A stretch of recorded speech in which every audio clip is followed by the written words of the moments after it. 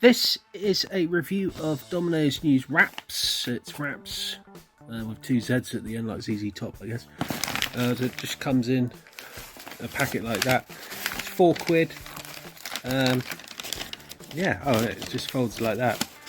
That's essentially, it looks slightly burnt. Yeah, let's do a taste test. Difficult to, it's a little bit messy. This is the meatball one, by the way.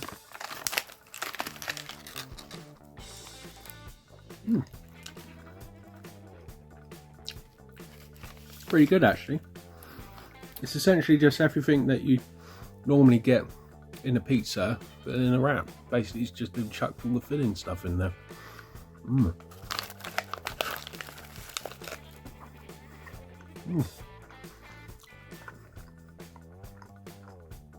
Yeah, basically, if you scraped off all the stuff on top of the pizza and ate it in a small wrap, it's basically like that. A bit like a New York calzone pizza, probably.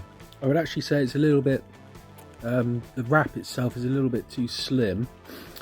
So it's a little bit sort of sickly, shall we say. The filling, there's a little bit, the filling to wrap ratio is a bit off. I think the wrap should be thicker.